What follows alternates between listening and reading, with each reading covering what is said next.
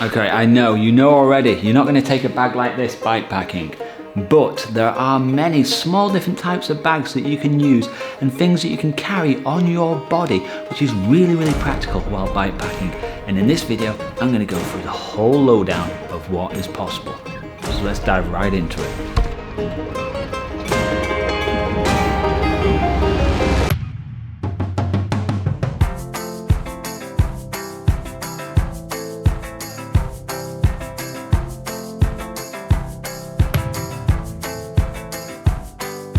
So hydration vest, let's talk in general.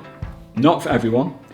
You got to be fit, have a reasonably strong back to deal putting weight onto this for a long period of time. Most hydration vests are going to be between 1-2 liters. This one I have on right now is 3 liters, and this really is probably going over the limit that you should be taking on your back, but we'll talk more about that in a moment. What you just need to know is that when you've got weight here, it's going to be pushing down onto the seat bones, which then is going to be pushing down onto the saddle, and this is going to create some discomfort. And over a long period of time, just the aches in your back from carrying this weight, you're going to feel some soreness. Hydration vests, some people don't feel that they want to wear them, but for me, it's a no-brainer these days. If my bike is, or if the frame is full, I don't want to carry the water anywhere else. I just want it simple on my back. And if you're in a race environment, these become really, really handy when it comes to storing small items from the shop and getting back on the bike, and away you go. Speed and efficiency. So let's dive into the types of hydration bags that are available.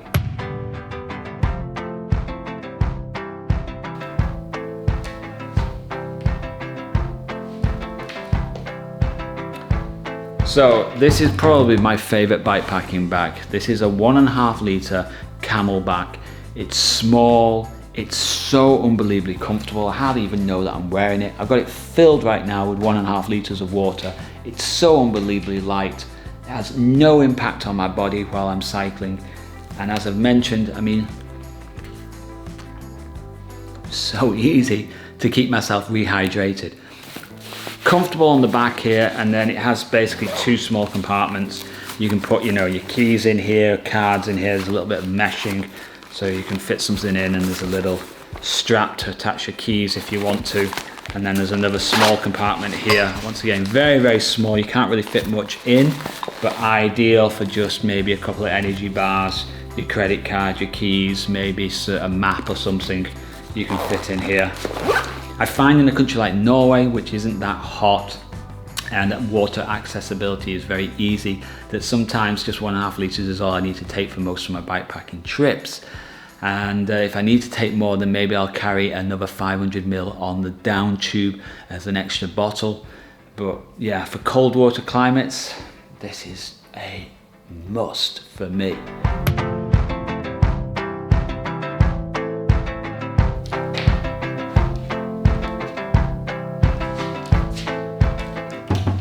So this is a specific bike packing vest. What the big difference is here is that you've got kind of extra pockets in certain places, which is much more ideal while you're cycling.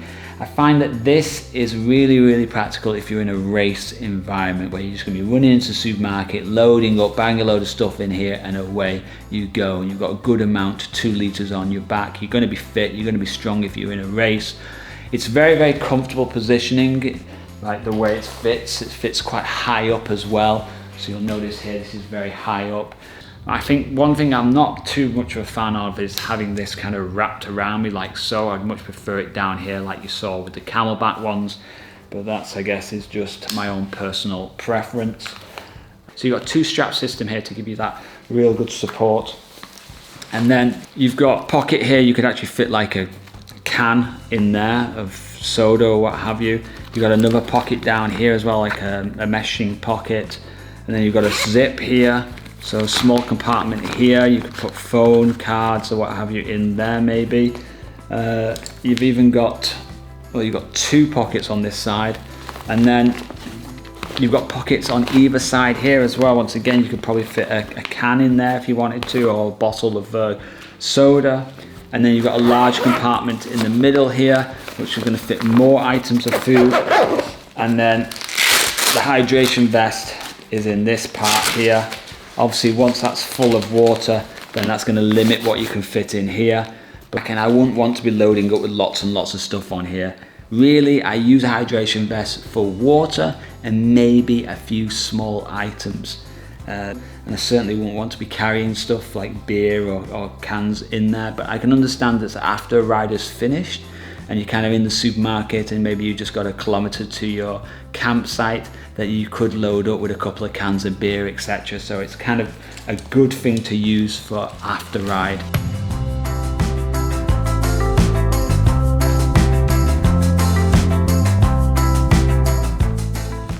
So this is the 3-litre Camelbak, and it's a much bigger bag. It has a lot of pockets and compartments in it, so you can carry many different small items in here, especially food, etc. You can even attach a helmet to the actual bag if you want.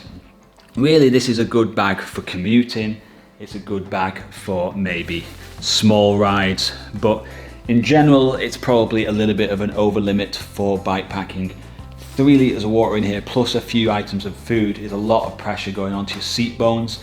So I tend to use this only in extreme situations where it's extremely hot. I need a lot of water. I'm going to be taking on that water a lot during the day, so it's not going to be staying heavy all the time.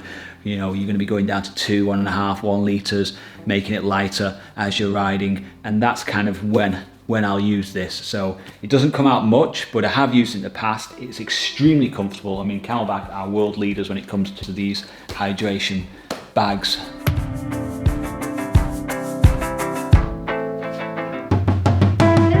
So hip bags, I'm not personally a big fan of them. I find that once they've got a bit of weight in them, they really do feel uncomfortable while you're cycling. I don't like having anything around my hips while cycling because there's so much movement with your legs as well. But they are practical for easy accessible items. If you need to get something out of it very quickly while you're on the bike, it's kind of like having extra large pockets on your cycling jersey. It's also quite good for if you're going to go off and hike as well. So this one obviously fits onto the handlebar bags, which I've shown you in the first episode, and that allows me to be able to use this as a hiking bag as well. You know, they're about 5 litres. Got mesh pockets on either side here, so you can put like a bottle of water or what have you there. I wouldn't want to fill this up with 5 litres and have it on my waist. It's just too much while cycling, but maybe 1 or 2 kilos is enough. I understand not everybody wants to wear Lycra when bike packing, but having the pockets available on a cycling jersey is so handy. Phone can be in there, food, etc. And then bib shorts, cargo bib shorts, they have been so popular since they've come out. The fact that I can carry items in there and you don't even notice that they're there as well, it's really, really handy. Just once again, you've got more pockets just to fit items on your body which aren't going to cause you any weight issues or concerns while you're cycling. And if you're not a fan of Lycra, you'll be glad to know that there are a lot of clothing now coming on the market which are specifically for bike packing, which have pockets but are not necessarily so, what would you call it, skin tight. So that's it guys, that's what you can wear on your body. Let me know if you have any other suggestions. The rule is obviously don't overload it. I think water is brilliant to be carrying as long as it's not too much. Maybe 2 litres is up to the limit that most people would want to carry. And of course, carrying small items of food and your phone, etc. on your body is really, really practical. So have pockets, have it easy accessible, and remember that not just your bike is for bike packing. You are as well.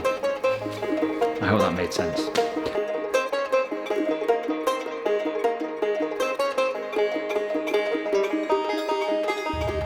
So what's the next video? Well, we're going to look at rig setups because I've gone through all the different types of bags and I've recommended where you should be storing certain items, and now let's look at the good, the bad and the ugly when it comes to rig setups.